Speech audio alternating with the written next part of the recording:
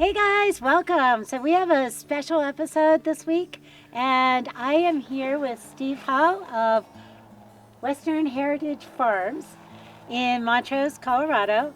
And the question for you to answer today is, do you want to pick your food that's inflammatory or do you want it anti-inflammatory?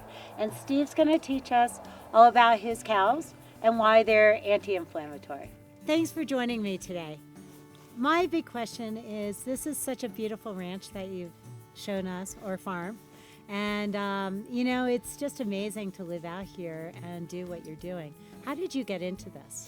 Well, I was very blessed to be born into the family that pioneered this land over 100 years ago. So right where we're standing, actually, you can see parts of the land that was once a town across the highway there that was called Lawana.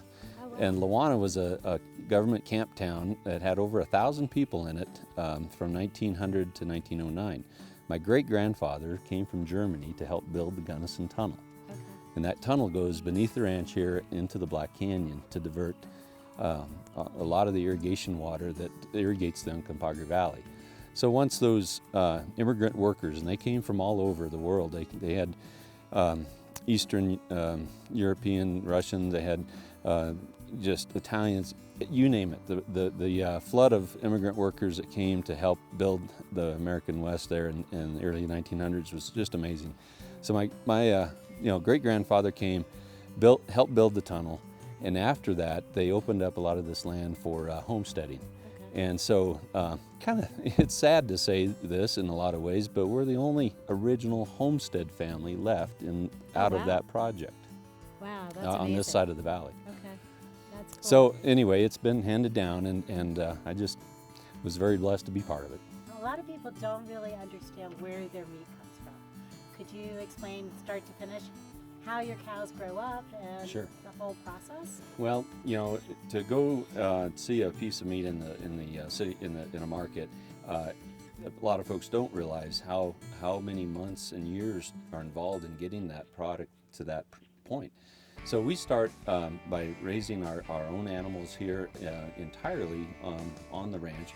So we have our mama cows that have the baby calves, and those are bred specifically for the end product with the right genetics too. And that's important, I believe, for consistency and quality of the meat. But we have the mama cows, have the baby calves, and that's a 9-month gestation, just about like Just a like people? person. Yeah. Okay. So that calf is born in the spring typically, and they're with their mamas through until late fall that year. And so when they're about 9 months of age, they are weaned off of that mama cow, and then we background feed and grow those animals out through the winter, and then put them onto spring pastures. And the ones that are going to be our grass-fed beef are actually grass finished throughout the summer on the prime pastures that we have.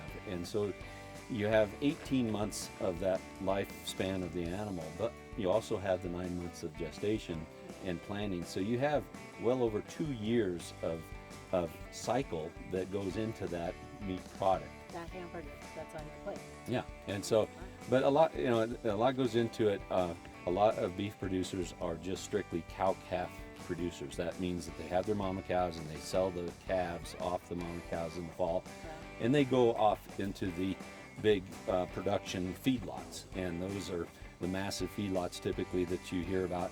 And that's unfortunate. It's kind of a product of just the drive for cheap food, but that's not what we do. We are actually going back to the ways that my great-grandfather and grandfather farmed prior to World War II. Okay. And then how do you wean the cows? Well, Because I live on a pasture, and they all start screaming, and it's like, well, that's what a the heck stressful is going time on? for a separation period there for 3 or 4 days. Mamas bawl because they're not getting nursed, and the calves, bawl, or you can hear them vocalize because they're stressed. So we've come up with, there's systems out there, and we've really enjoyed adopting this new system where we have a flap that's just a hard plastic flap that's installed, just placed into the nostrils of the calf. And we turn them back with their mamas for a week or so, and they're together. But that flap prevents them from nursing, so they naturally just quit nursing. They wean themselves. And then there's no screaming involved. Yeah, it was great. My sister, that usually I love that. always heard that bawling, she told me, "Hey, this is great, man. I can sleep all night." Oh my gosh. No, we live on a pasture, and I'll come home and the whole pasture is screaming. Well, yeah, and I'm like walking into my tiny house crying because I'm like, this is awful. Well, and we really believe, and we've always had that philosophy as a family, that low stress to the animals and low stress to us is all a good thing.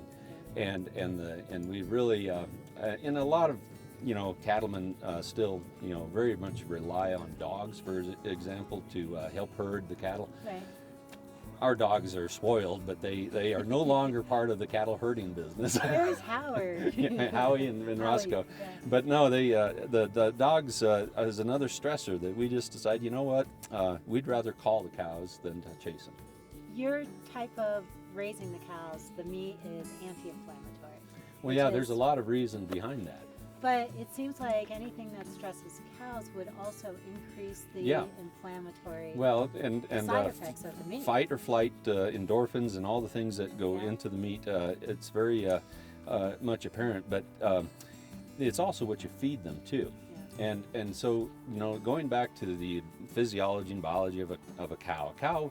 Cattle are a ruminant, bovine animals. They're like goats or deer or many other animals, but they all have 4 stomachs, and they were created to be able to convert raw roughage, hay, grass into protein. Okay.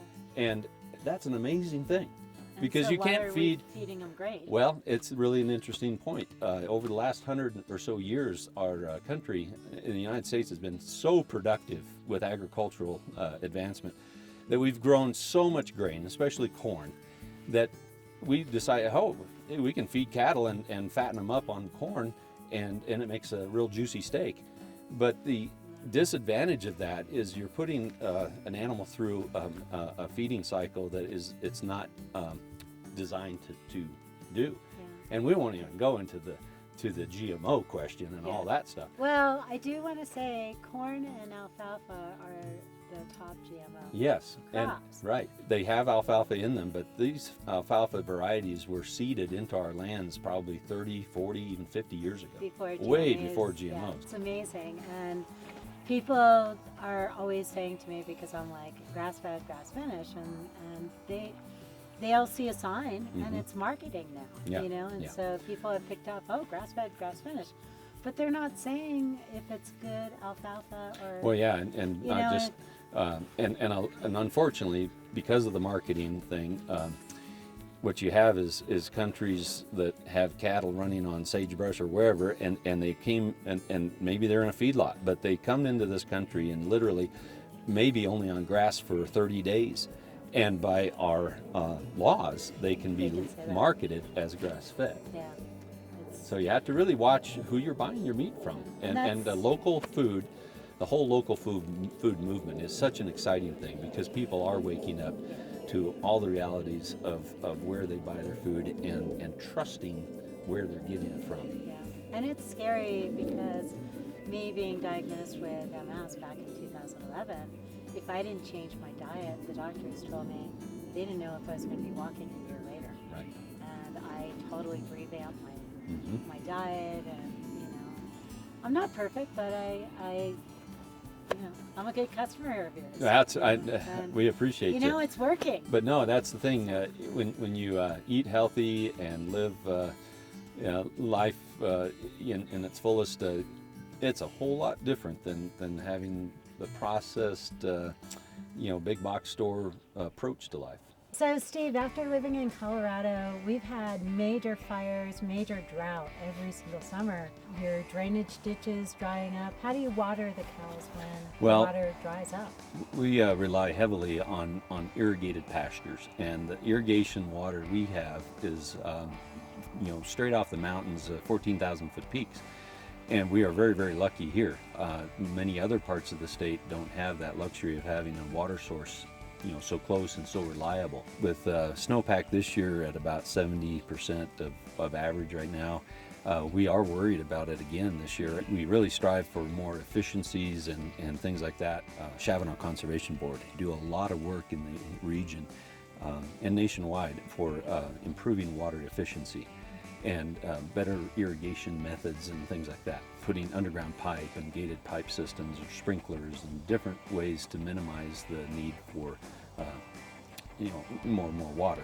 We have a very, very fortunate situation here, is that we have spring water popping out into the foothills behind us, and that's a result of irrigation water on fields above us, and so it filters down through stratas and comes out as spring water year round. Okay. And so it's one of the reasons my great grandfather and grandfather really wanted to settle here, is because of the water.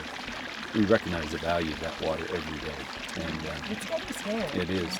We're going to continue to improve those efficiencies, and true water usage here is the best that it can be. People a lot of times blame agriculture for they're just wasting water. I am so proud of how the valley here has stepped up to those challenges over the years. The water that comes out of the main ditch high in the mountain, or right where like we're at, mm-hmm.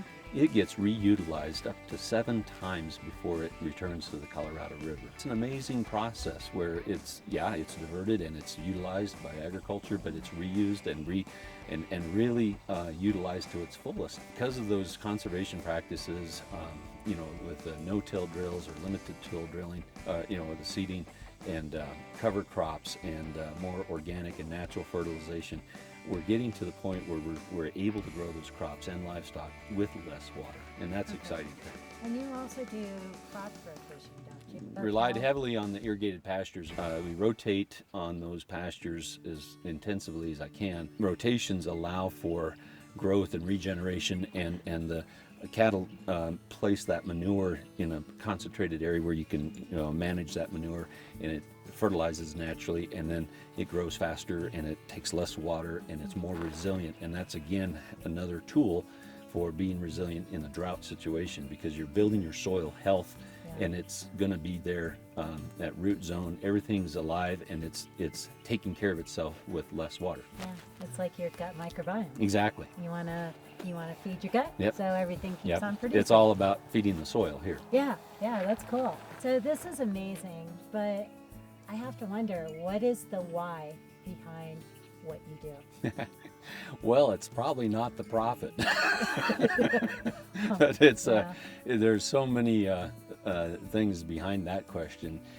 There is a real love of the way of life, and the desire to continue this operation here for our family into future generations. And the way our family's always viewed it is that we really don't own the land. We just are stewards in our generation. It's up to us to pass that on and make sure it's a viable operation for the next generation. The warm fuzzies of why I do it and what I enjoy about it the most, there's really not much that beats getting a nice baby calf on the ground and getting it nursing its mother for the first time, and if it had difficulty, you're saving that calf. That makes you feel pretty good. Turning the calves out in the green grass and watching them play and really romping them and just get it so excited. Those are nice feelings. There's a lot of other undesirable feelings when things don't go right. So love of the land, love of the way of life, and being part of a family and community. And one of the things I really, really gained appreciation for, and not many producers get this satisfaction out of this job of agriculture, is with the local markets and the farmers market that we're involved in. We get to interact directly with customers like yourself and get feedback. If a piece of meat isn't right or if it's really great. But that interaction directly with the end user of your commodity, wow, that's been a really cool thing. Yeah, you see the whole cycle. Yeah. Well, that's great. I really appreciate you having us out here. This has been great. Thanks for talking to us about it, because it's your choice. Do you want to pick inflammatory foods or anti-inflammatory? I go anti-inflammatory. I eat a lot of meat in the tiny house, but I'm super healthy. I've had blood tests, my blood pressure, everything. I have great numbers. And a lot of that has to do with what I'm eating, and thanks to Steve and his cows. Thank you.